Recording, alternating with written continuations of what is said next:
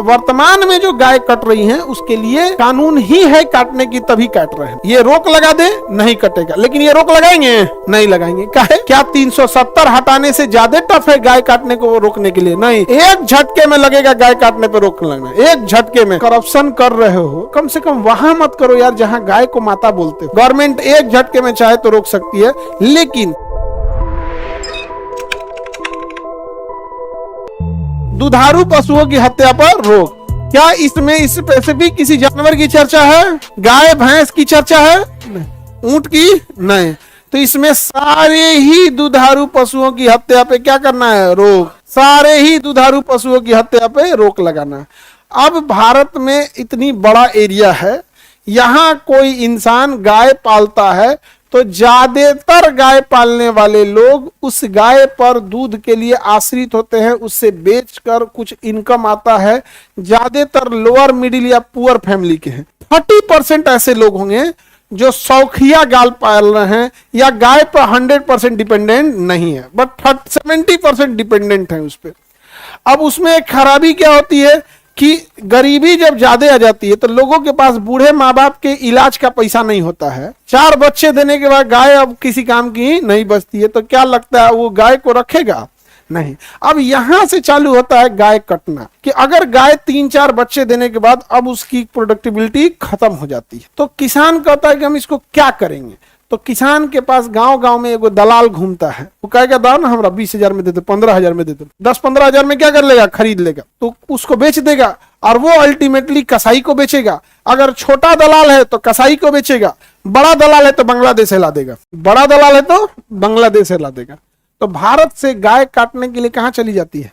बांग्लादेश चली जाती है। और हमारे यहाँ यही एक बड़ी समस्या है, क्योंकि जो काटने वाला जो कसाई देख रहे हैं ना, ये बहुत कम गाय काटता है। असली काटते हैं सब स्लॉटर हाउस वाले, जो फैक्ट्री में काटते हैं से 1 मिनट में वो लोग 1000 गाय काट सकता है, उसकी इतनी बड़ी कैपेसिटी 1 मिनट में। अब आप सोचिए, जो दुबई गाय को एक्सपोर्ट कर रहा होगा गाय का मीट, जो कंपनी सबसे ज्यादा अभी इस मामले में उत्तर प्रदेश आगे, सबसे आगे कौन राज्य है? उत्तर प्रदेश, क्योंकि बड़ा भी एक कैटल्स भी वहां ज्यादा है। सोचिए कि जो गाय का मीट भारत से यूरोप जा रहा है, वो 4 किलो काटता होगा। कौन व्यापारी बाहर बेचता है? जिसका 100 बीघा जमीन है वो तो गेहूं विदेश बेचिए नहीं पा रहा है। सोचिए जो गाय काटता होगा। तो गाय काटने वाले ने, अभी जो सुप्रीम कोर्ट ने ऑर्डर दिया था कि ये जो इलेक्टोरल बॉन्ड है उसका खुलासा कीजिए, उस गाय काटने वाली कंपनी को इतना प्रॉफिट हुआ था कि 200 करोड़ रुपया चंदा दिया था। कितना चंदा दिया था? अब इस बात से अंदाजा लगा ली नन चंदा कितना देता? अपनी कुल संपत्ति का 0.1% 1% नहीं देता है। तुम किसी को कितना ही चंदा दोगे? 500, 1000,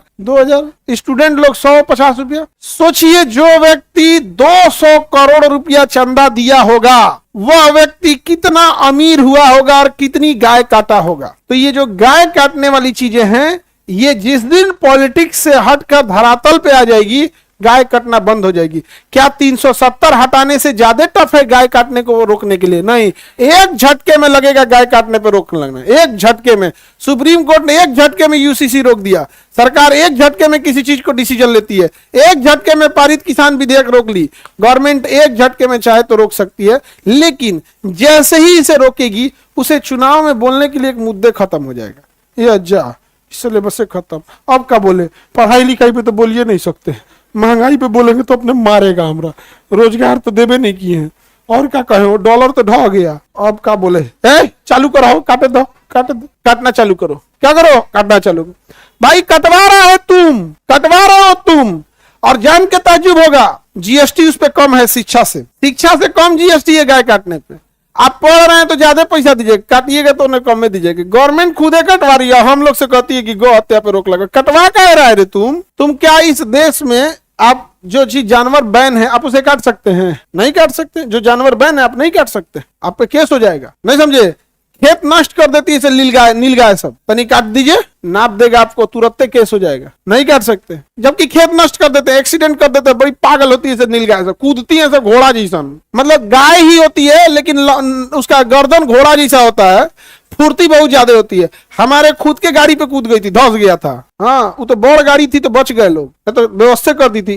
हाईवे पे जा रहे थे, 3-4 को एक के बार कूदा, ब्रेक मारते मारते मारते पूरा झुंडे में कूदते हैं, धाम से कूद गई। यहाँ पे हम लोग पीछे थे, बच गया आदमी, वो आगे, अगर जैसे कोई लंबी गाड़ी होती है तो उसका इंजन आगे रहता है तो उससे बच गया, इंजन उंजन का आगे का एरिया गड़बड़ हो गया। लेकिन अगर छोटी गाड़ी रहती है तो इंजन और इसमें बड़ा कम का डिफरेंस रहता है, लेकिन नाप देता है 2-4 कुंटल की वो होती है, चलते गाड़ी में व्यवस्था हो जाएगी।